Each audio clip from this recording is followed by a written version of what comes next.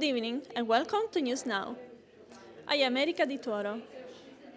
Tonight, the Belmont Women's Club is hosting a captivating event celebrating life and work of artist Winslow Homer.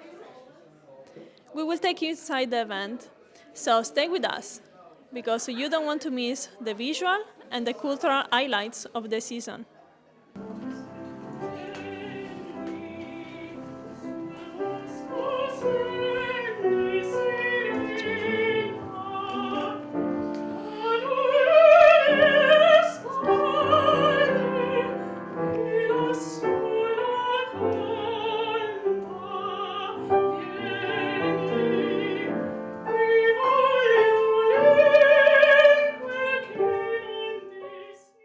First and foremost, welcome everyone to the Belmont Women's Club, also known as the 1853 William Flagg Homer House. We are delighted that you could join us for this wonderful event, Winslow Homer's Belmont. The timing could not be better for this event and for the restoration of the original house colors, because this is basically the virtual eve of our centennial anniversary. What I mean by that is we bought it in 1927, so in March of 2027, that will be our 100th anniversary.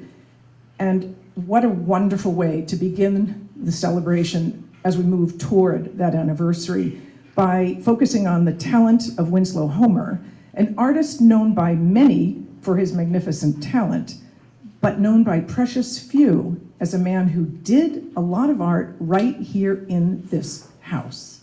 Now let me introduce Samuel Smith is an award-winning artist and longtime resident of Barbara, California? Oh, did I miss Santa? Santa Barbara. Okay. So the Santa didn't come out. I didn't know there was a Barbara, California. There could be. Currently living in Boston and painting in both locations. He has shown his landscapes locally and nationally in numerous galleries and shows, including the 2016 National American Impressionist Society annual show with top artists from the United States. Meet Sam Smith. Wendy, thank you. Way too generous. My role here really is that I live about 10 houses up and I'm a neighbor. And it's really my pleasure, to be here, really to introduce the Prosperis. So I met his wife, Lucia, in their mid-20s as a photographer and artistic collaborator. Together, they founded Prosperi Studios soon thereafter. They've had for many years Epiphany there, but there's so many other works. I'll just go through a little bit of a list of very prestigious collections that have been throughout the U.S. that have their works, but they include the National Portrait Gallery in Washington, D.C., solo shows at the Air Gallery in London, the Lyman Allen Art Museum in New London, Connecticut, Capricorn Gallery in D.C., Far Gallery in New York, other galleries in Boston, Long Island, and others, even Boston Symphony Hall, the Vos Gallery in Boston, which is well known, is one of the more recent exhibitions. And also, Warren has taught at Harvard's continuing education program and through his studio for many years. So without further ado, let me introduce the Prosperis and let them give you really the height of, I think, our evening here for me. Thank you. I'm going to tell you a little something about the paintings on the walls here and what you have to sort of do in the studio to make them, because I think that's something that most people are a little interested in. So these are historical portraits. They have something in common with a simple posthumous portrait, in that, unfortunately, the artist has to characterize somebody that you've never met, which you can imagine that's a real contradiction in terms. And a painting, a portrait particularly, hangs on very subtle elements of gesture and micro manipulation of facial expressions in order to bring the character of the person forward. So if you haven't, met the person, you're in Dutch. you have a problem in front of you. And it makes them particularly challenging and particularly interesting because of that. So I'm just going to go over the methods that artists have used to do these historical portraits, and that I've used here, and because we have representatives of each of the techniques. Well, the furthest one down that way is one of Beethoven with his head on the piano. So he was losing his hearing over the entirety of his life, late 20s, all the way through to the end when he wrote the Ninth Symphony. And he was always testing his hearing. Is this hearing my bass notes better on this ear or better on that ear? By putting his head on the piano, feeling the vibrations. And so the name of the piece is The Hearing Test, and I mean that more directly. He was testing his hearing, but also that hearing was the great test in his life.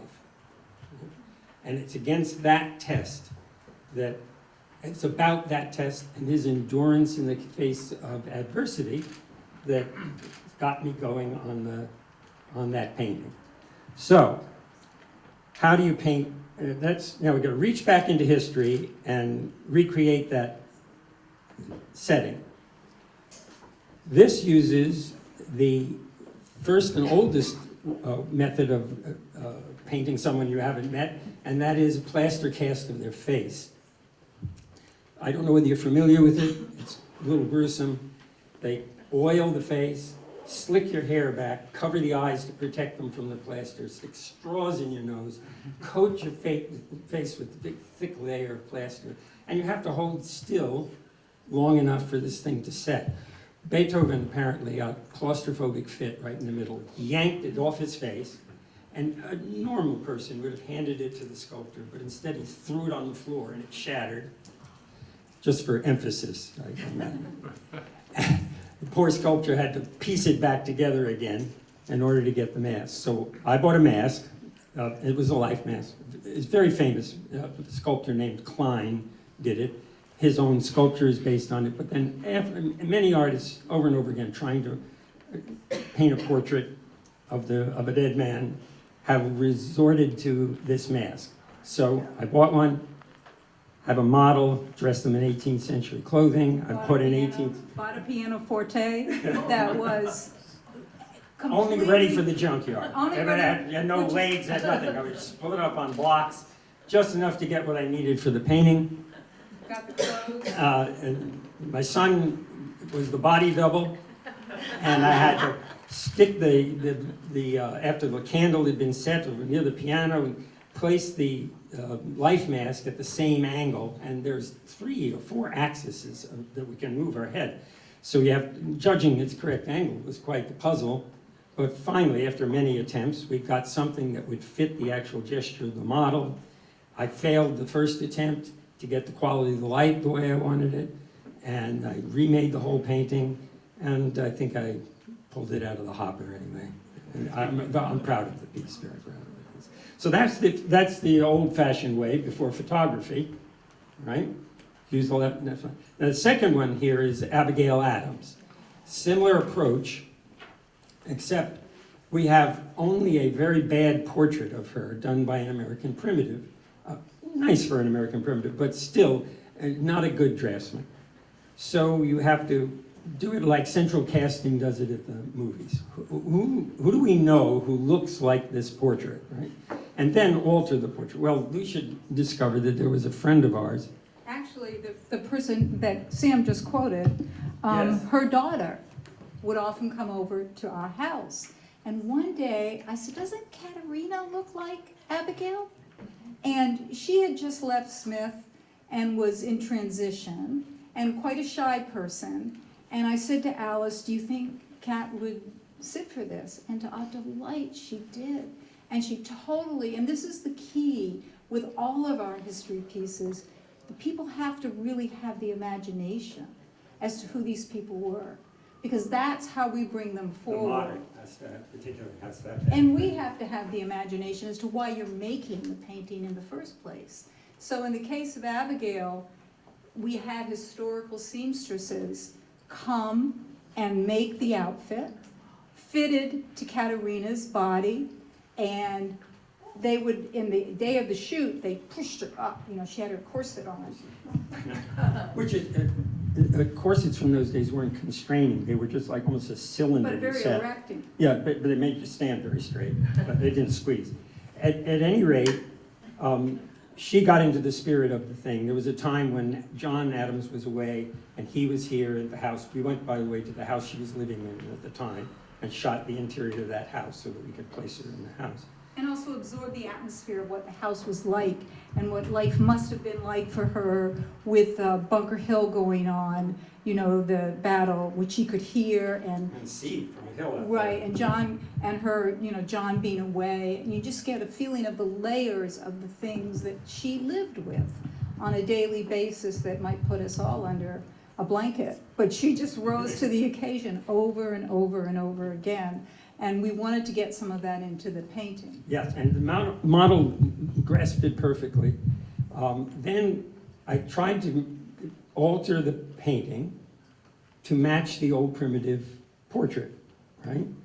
I gave her a little nose job, and I raised her brow a little bit, enlarged her chin a little bit, but kept all the emotion that she projected and added a little something else.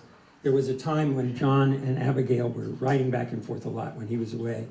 And there's one very challenging letter that came from John. Oh, don't write me about, I don't write you often enough. Don't you know I'm busy? He was in Paris, right? And then she scolded him, and he scolded her. And I thought about that a lot when I was doing this one. Like, maybe she just got a scolding letter from John in Paris saying, don't nag me, I'm hard at work, you know, or something like that, right? And I don't think she would have received that very well. She was, oh, yeah, exactly. So, but I thought about that, and the model talked about that. So it gives you a small picture of the kind of effort it takes to try to recreate the scene. And then there's all the easel time and the delicacies like lace and all that sort of stuff that goes on top of it. Now, after the advent of photography, the project would seem to become easier. But early daguerreotypes are very stiff. They had long exposures. People had to hold very still. Sometimes they had neck braces on, right? So In order to hold their animation was not there. animation Strength. was not there. But if you get these strong personalities like Dickens here and John Quincy Adams there, you'll go around and be able to take a look at them afterwards.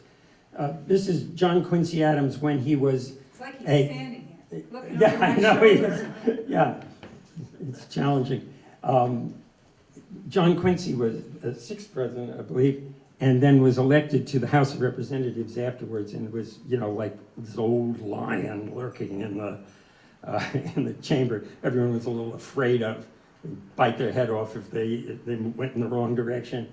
And when he was asked to sit for a daguerreotype, he didn't hold any of that back, right? So I had a lot to work with there, his drifting eye and everything else. This is really a blessing for someone trying to recreate.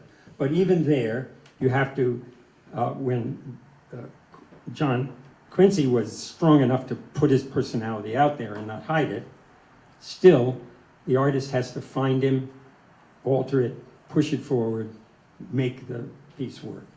The last of the group is Dickens, and I was really surprised by the daguerreotype. Yeah. You think of him because of the romanticism of his work, even though, you know, he certainly concentrates on the ills of the society and all the rest. But, you know, you somehow get a sort of an idealized feeling about Dickens. And when you see this old daguerreotype, this one in particular, he's so, what is the word for it? Well, I don't have the word for it, so I made a picture. And and I tried to put it forward.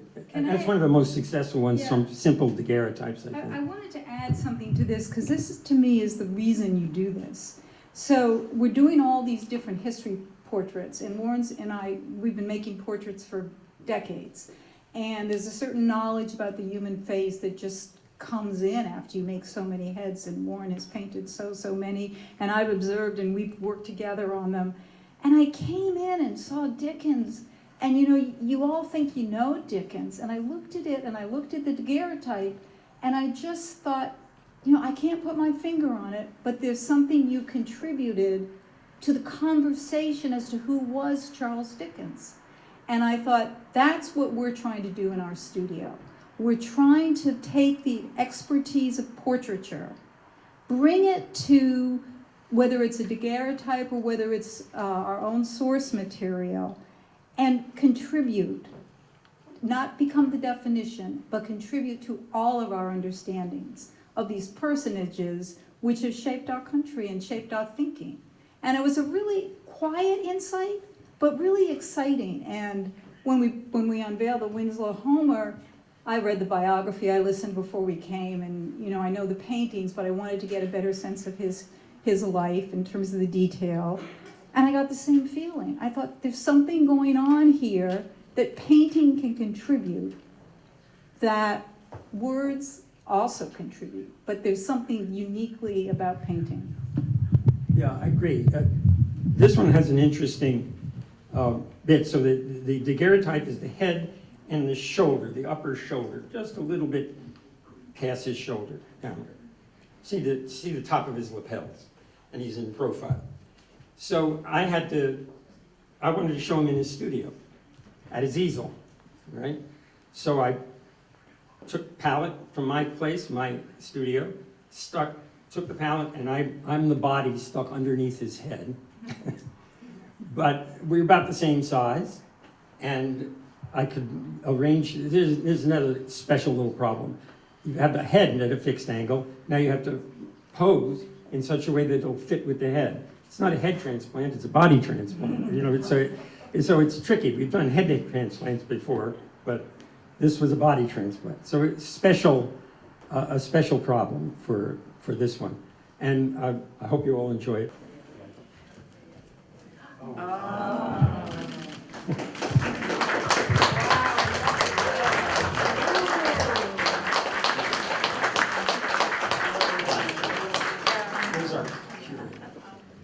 Thank you.